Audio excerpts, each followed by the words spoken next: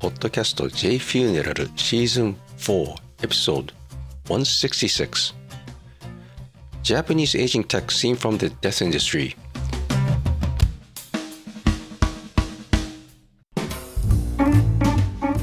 こんにちは。 jFuneral.com 主催の有限会社 YEY の和田です。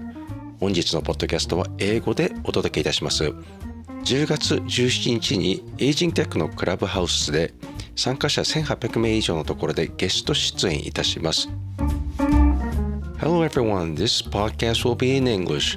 On Tuesday, October 17th, 2023, I'll be a guest speaker for the Aging Tech on Clubhouse group named Rethinking Aging Club, talking about funeral innovations in Japan. Before speaking about anything, it's my bad that I haven't been updating on podcasts lately. My goal was to post once a week talking about the death industry and the aging society of Japan and discuss what we can do as a society to make this life a better place for all and live happily until death comes. This is my version of Reform of Death and being the designer of Journey to End of Life. If you're a listener of several of my podcasts, you probably know that I'm an ex-undertaker and also a full-stack ex-engineer decades ago. Now a consultant and a visionary of the Japanese death industry. Last Wednesday night, I had an opportunity to join the Carter Group event on the Aging Tech, and I had a very wonderful time talking and listening to the guests and the speakers.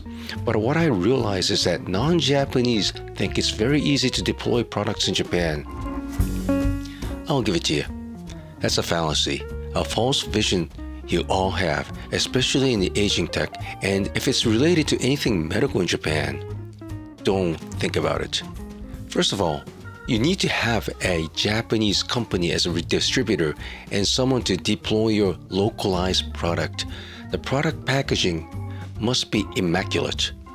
People will return products even when the outside delivery box is crushed. Nothing to do with the packaging of the product or the quality of the product. They will just return it.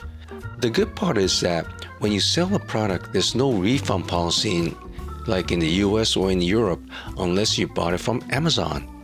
Companies don't accept returns unless there's a defect or anything that's stated in the warranty or during the cooling off period. When it comes to medical products, you need to pass the Ministry of Health and Labor and Welfare inspection, and this takes eon and will cost you both loss of opportunity and business time. So you have to be very careful how to deploy your products when marketing. Loss of opportunity and non-business time is crucial for any company. For the Japanese to accept a product, you have to package the way Japanese will accept it, including the design of the product.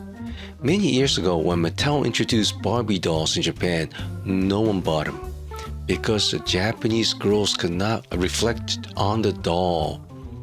Barbie had blonde hair, blue eyes, and big bust, big boobs.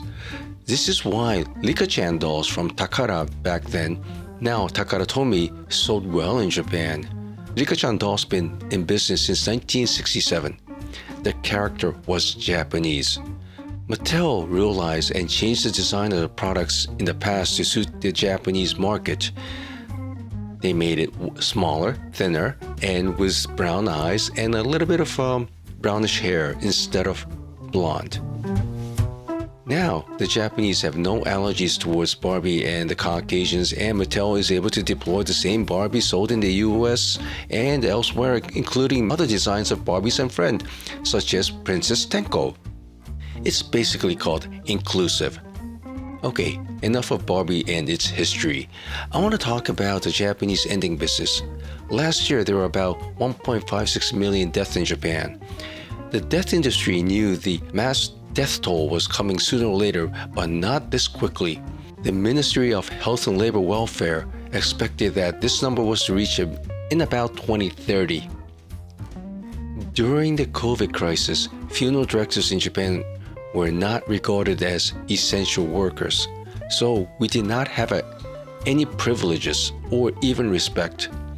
We weren't even recognized such by the society until celebrities died from COVID and made many headlines in the news. Then the society realized the danger of the virus, but still no one really understood the works of Japanese undertakers.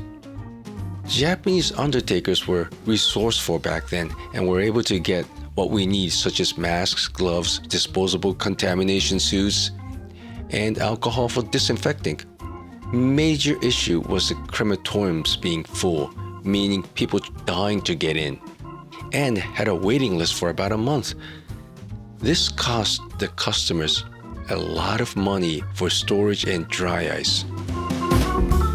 We couldn't put the crematorium in full operations due to having to keep the social distance and keeping from gathering, meaning that they had to open up we had to keep every other crematorium furnace empty so people will not gather.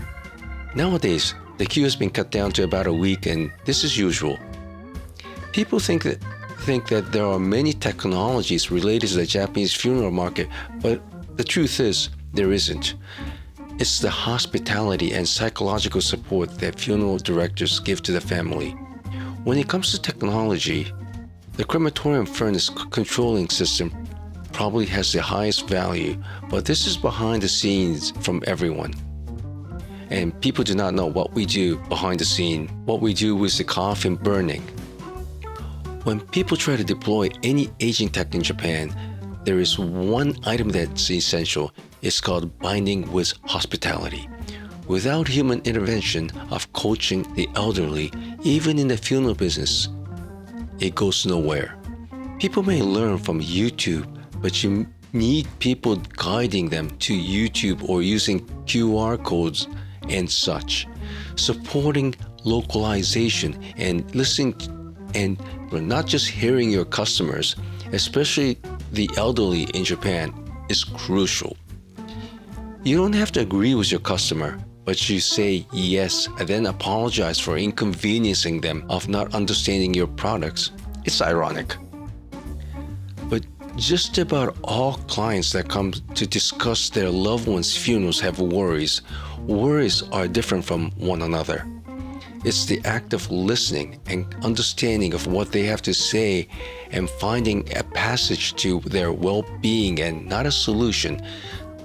Technology seems to be able to find a solution to each problem in the funerals, and it's not just the technology, it's the hospitality that counts.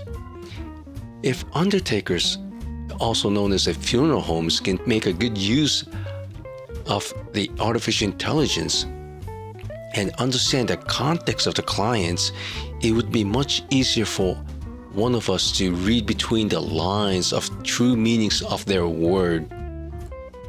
With innovations such as ChatGPT, which can understand some of the context, people can make a better educated guess of what the client is feeling. But you have to understand that AI often gives you a different answer than what other human beings believe, or matter of fact, what you believe from your experience. Also, there are two types of answers that you receive from ChatGPT. One is from fine-tuning LLMs, which is called a large language model, which makes a clone of someone like Donald Trump and speaks the way he speaks and writes. The other one is a knowledge base that deduces the answer from the vast data. It's extremely difficult for non-trained people to understand human psychology, like the FBI hostage negotiator. People often make wrong judgments. Even with ChatGPT, it can only understand what's written or inputted just a while ago. It can't understand that person that you're talking about a month ago is the same person you're talking about in the conversation right now.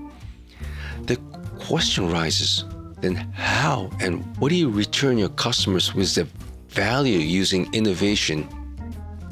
In order to answer this, you need to understand what the customer values are. There are times that you don't want to give a direct solution since your solution, or actually the conclusion, is different from their client. Needless to say, no technology can solve death. Then you need to understand that there are two sides of every sale. One side is a customer and the other side is seller. There are two kinds of people in both type of people. Customers that accept you and customers that they don't. Sellers that are accepted by the customers and sellers that the customers do not accept. There is a slight difference from the standing point of where you are and how you look at it. That's why there are four.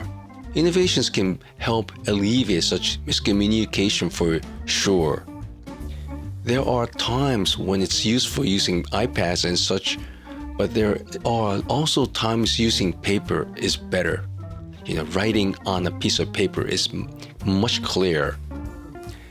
It matters how much information is being digested in a client's head. New income funnels for funeral business can be made via pre-arranged chat, but you have to know that due to SNS, it's much harder for ordinary funeral homes to gain new business. Funeral homes can't appeal much using Instagrams or even chatbots, even service such as the video ask. People don't roam around the funeral home's homepage to see what kind of service they can receive. They come to your homepage to find out your place and the funeral homes nowadays. Most of the prices are already determined at the call center, which we call portal sites, where funeral business brokers set up a trap in search engines, and the contracted funeral homes pay 30% of the contracted price. The best method can be done by an ordinary funeral home is to optimize the uncertain SEO, the search engine optimization. The clients don't look into the homepage trying to receive answers from chatbots. They want to speak with a human and get it over with and spill their grief out on someone. So the innovations for any funeral business is optimizing the telephone call system. My family never went on an overnight family trip anywhere since there had to be someone, my father or mother, to catch the telephone call from the customer 24/7, 365. But nowadays, we have a reliable call center to catch our calls. This is the innovation of the modern funeral business in Japan, using myriad of micro call centers that specialize in funeral business. The only issue here is that funeral homes need to use these specialized funeral-oriented call centers, since the first response is very crucial, where clients are unaware that these call centers and portal sites need to know exactly how the funeral system works in Japan. Using iPad and videos is just a superficial tool to explain the flow of their funeral. Proprietary good hospitality is a number one innovation that cannot be copied by other funeral homes, since we all work differently and clients have all different needs. Every funeral requires customization of package. No two funerals are the same unless you're sending a deceased directly to the crematorium without any ritual or even viewing. Thank you.